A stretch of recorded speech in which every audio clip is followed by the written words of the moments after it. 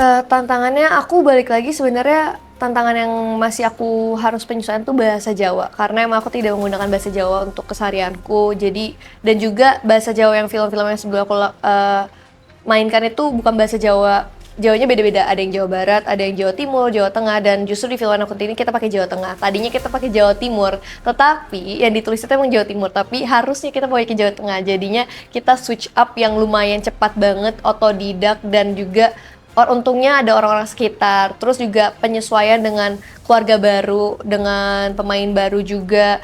Terus mungkin kesulitannya memerankan karakter Sarah ini menurut aku cukup tantangannya sih, karena karakter ini penuh emosional banget, dan karakter ini berbeda dengan diriku dan karakter aku sebelumnya, karena karakter Sarah ini complicated menurut aku, karena dia bisa mengeluarkan sifat aslinya tetapi at the same time juga menutupi, tapi dia juga pengen seperti bom waktu yang aku nggak tahu ya, jadi kayak sensitif juga akunya jadi pas memainkan karakter Sarah. Terus mungkin karakter Sarah ini kesulitan lagi adegan-adegan yang aku laluin tuh bukan hanya adegan senang-senang aja, tetapi kebanyakan di film ini adegannya semua konflik, drama, nangis, banyak banget nangisnya. Jadi menurut aku itu sih kesulitannya. Menguras tenaga banget karena baiknya kita belum puasa, kebetulan waktu itu lagi belum puasa. Terus karena kan Sarah ini lebih menurut aku emosinya tuh bukan yang kemarah ya, dia tuh lebih kebanyakan nangis gitu. Jadi nangisnya juga bukan nangis yang selalu nangis tersedih, tuh kadang harus yang dipendam juga. Jadi menurut aku susahnya karena emosinya tuh aku juga pengen keluarin, tapi harus aku simpan juga. Jadi itu yang menguras tenaga, lebih menguras tenaga dibanding emosi yang seharusnya kalau di film sebelumnya kan aku lebih mengeluarkan ya. Kalau ini tuh harus aku pendam, tapi aku harus menunjukkan penonton tapi aku lagi memendam emosi apa gitu. Kalau aku sendiri, aku pribadi memang kalau secara pribadi di luar karakter Sarah, aku yang pribadi susah nangis sama di depan di depan orang lain, di depan kamera, karena itu tantangan yang aku selalu latih. Dan juga tapi sekarang makin lama sih aku udah lumayan gampang nangis di depan orang, karena balik lagi aku mikirnya ini karakter Sarah bukan karakter Giselma, jadi ini yang nangis yang Sarah, dan aku selalu empati dengan karakter aku. Jadi karena saking empatinya kadang aku lumayan setelah selesai filmnya aku emang harus menetralkan lagi. Jadi cara treatment aku buat karakter Sarah ini, aku empati dengan karakter Sarah dan aku menyesuaikan dengan dia yang sebenarnya bingung dengan latar belakangnya dia kayak gimana, dia harus kayak gimana, terus dihadapkan dengan everybody di one angle yang mereka tuh bener-bener against Sarah. Jadi rasanya juga dibully sih rasanya buat anak kecil, karena kan bukan dibully yang seumuran dia, tapi dibully dengan karakter dewasa seperti karakternya Mbok Darmi, terus karakternya Selfie Kitty, Linda, terus juga masih banyak lagi karakter lain tuh yang ngebully Sarah. Jadi gitu sih dari aku. She is very special to me karena Sarah ini balik lagi, dia karakter baru yang sangat amat baru menurut aku karena dia berhijab. Jadi itu lumayan, aku justru waktu lagi belum puasa berhijab, jadi sangat amat nyaman memainkan karakter itu. Dan karakter Sarah ini dia apa ya, unik sih, terus rasanya cinta monyet kali ya, itu lucu sih waktu memerankan Sarah tuh spesialnya di situ. Terus aku melihat karakter Sarah ini sangat amat depressing ya menurut aku, karena waktu itu aku bilang ke Asrada, Kak Japra, aku bilang, Kak ini karakter Sarah ini capek banget loh mainnya kan, karena emosi yang ditunjukin tuh aku nggak mau emosi yang sama di setiap momen dan kejadian, apalagi abis kejadian ini ada lagi makin parah. Jadi menurut aku karakter satu yang tipe yang kayak ini apalagi nih next kita, apalagi nih kita ayo kasih aja nih, hantam lagi aja nih, karena saking nih anak kuat dan juga tapi kuat, tapi mungkin nanti POV penonton bisa dibilang kayak lemah gitu, tapi lemahnya ya ke diri dia sendiri, tapi di depan orang ya dia sok kuat aja gitu. Menurut aku karakter Sarah seperti itu sih, kuat tapi lemah, tetapi bisa menunjukkan tetapi enggak, jadi kayak emotional stabilnya apa remaja-remaja pada umumnya aja sih gitu sih.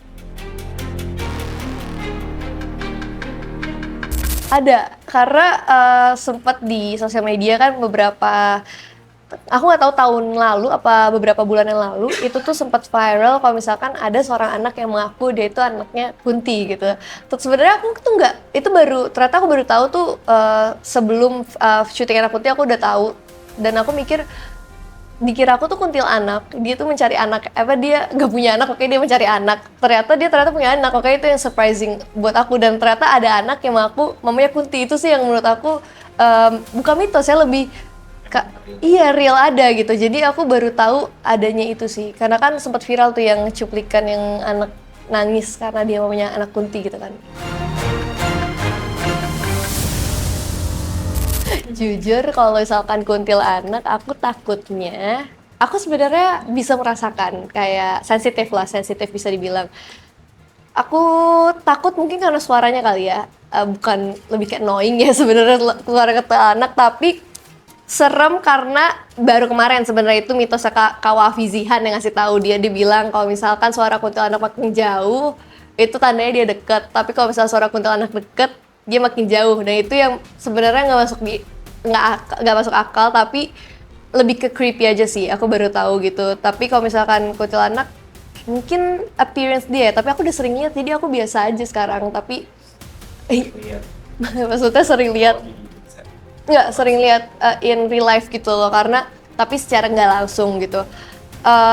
Ketawanya sih paling ketawanya. Jadi kalau misalkan dia nggak ketawa, aku mikir bukan kuntilanak. Tapi kalau dia ketawa, aku mikir oke, ini kuntilanak fix gitu, kayak baru kita kayak oke, takut gitu. Kalau nggak ketawa mending nggak usah ketawa aja gitu, diam aja. Iya sempet sih Tak, sebenarnya bukan umur 2 tahun.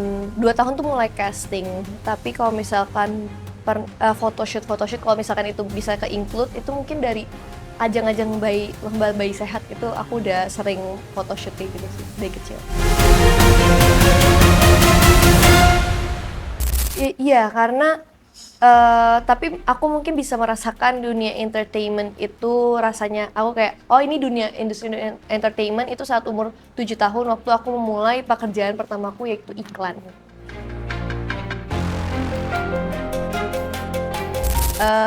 It's very fun karena ini yang aku emang passionate about, karena waktu umur 2 tahun kenapa mamaku, ibuku itu bilang oke, casting, karena aku yang minta sebenarnya sejujurnya.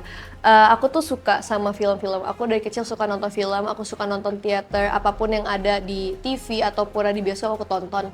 Dan itu yang bikin aku, tapi anak sekecil 2 tahun itu maksudnya bisa berpikir seperti itu, menurut aku juga sebenarnya aku gak nyangka, tapi ya udah kesaksian orang-orang terdekatku seperti itu, bahwa aku dulu menyebutnya artis, aku ingin menjadi artis. Dan dengan bayanganku bahwa aku bisa memainkan karakter-karakter dan bekerja di industri entertainment dan terjun sampai sekarang, itu rasanya apa yang seperti aku bayangkan.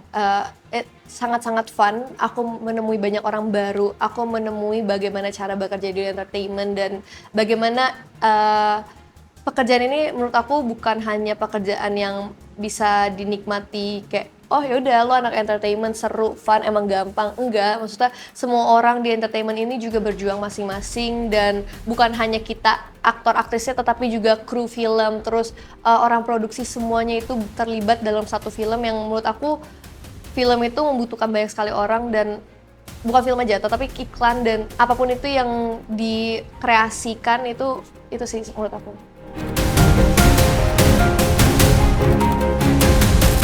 To be honest, enggak. Karena aku emang dari umur 7 tahun sampai sekarang, aku emang gak pernah homeschooling. Aku emang, walaupun emang juggling buat anak kecil dan dari SD, SMP, SMA itu aku emang sekolahnya negeri, dan itu jugglingnya lumayan susah, struggle. Tapi mungkin balik lagi karena aku emang minat dan sangat amat mencintai dunia entertainment, jadi aku capeknya itu nggak kerasa kali ya, jadi fun gitu. Walaupun emang secara physically bisa aja sakit, tetapi secara mentally I'm very happy, dan jadi aku nggak pernah merasa pressure. Tapi emang ada kalanya aku merasa kayaknya ada beberapa acara yang gue ketinggalan nih di masa-masa remaja gue. Tetapi balik lagi, teman-teman remaja gue nggak mendapatkan apa yang gue dapatkan di dunia entertainment. Itu aku selalu berpikiran kayak setiap kesempatan itu buat orang masing-masing. Jadi emang every moment aku punya, tapi aku cherish with apa ya, aku tuh di dunia entertainment dapat, di dunia remaja juga dapat. Jadi sebenarnya balance sih, tapi emang ada beberapa yang mereka dapat, aku enggak. Tapi kan mereka nggak dapat apa yang aku dapat gitu. Aku bisa mikir kayak gitu. I never aku nggak pernah consider actress as a job, even though emang realitanya ini menguntungkan, tetapi menurut aku kita balik lagi, kalau misalkan aku nggak mungkin ya itu kan untung-untungan ya, laki-lakian kalau misalkan kita bisa ada di industri ini sampai kita berumur gitu. Jadi aku emang considernya as a passion, as a hobby yang aku nikmati sampai aku sudah cukup, merasa cukup gitu. Tapi aku emang nggak pernah mikir ini sebagai main job aku. Tapi kalau misalkan emang aku ditakdirkan untuk main job aku, ya aku enjoy juga. Aku udah memikirkan banyak hal. Maksudnya aku kuliah di jurusan hukum dan itu juga yang aku udah tata gitu. Oh, aku mau jadi ini buat plan A, plan B. Jadi emang nggak sebagai main job. Aku selalu mikir selama ini aku bukan bekerja, lebih kayak menjalankan hobiku aja sih gitu. Ada kalanya emang aku kayak, duh kayaknya nih nggak work deh, ini kayaknya bukan gue nih. Tapi I don't know ya, mungkin karena aku yakin dan percaya kalau misalkan apa yang kita jalani sungguh-sungguh dan kita konsisten, itu akan terwujud. Jadi selama ini aku masih bertahan dan jalan karena ada setiap tahunnya ada hal baru yang bikin aku kayaknya enggak deh, ini kayak tempat gue nih, kayaknya enggak deh. Terus ada aja surprise baru yang aku tuh selalu excited untuk menanti ke depannya. Jadi aku penasaran aja sih kenapa aku bertahan, karena masih banyak project yang aku sebenarnya masih targetin yang kayak genre-genre baru yang aku belum dapetin. Jadi aku masih penasaran kalau bekerja sama aktor ini gimana ya, kalau misalnya bekerja sama sutradara ini gimana ya. Jadi banyak banget, luas banget hal-hal yang belum aku capai gitu sih. Makanya aku bertahan sampai sekarang. Mungkin pengalamannya, momennya sih.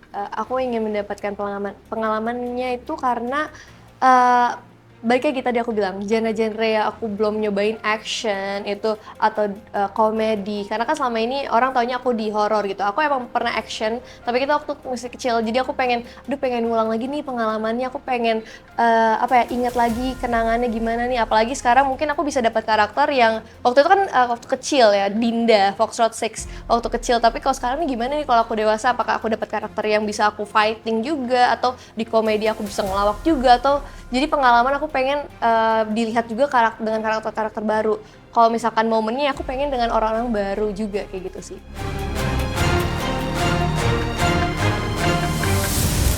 Semoga saya bisa main romance karena belum pernah ya. Jadi aku tuh sebenarnya lebih ke bukan romance aja, tapi aku pengen main drama. Maksudnya drama yang contains drama keluarga, karena aku tersentuh dengan film-film yang suka bring up tema-tema keluarga, dan aku pengen be part of it. Gimana sih mereka bisa bikin penonton tuh bisa merasakan apa yang mereka rasakan. Even though horor kan merasa ketegangan, tapi kalau ini kayak rasa nyaman, rasa hangat, itu aku pengen rasanya. By the way, di film Anak Kunti rasa hangat sih, karena kan kasih sayang ibu ya. Tetapi maksudnya balik lagi, ini kan yang bener-bener drama banget gitu, tapi bikin penonton tuh nggak bosen nontonnya, tapi seneng gitu. Aku pengen itu sih.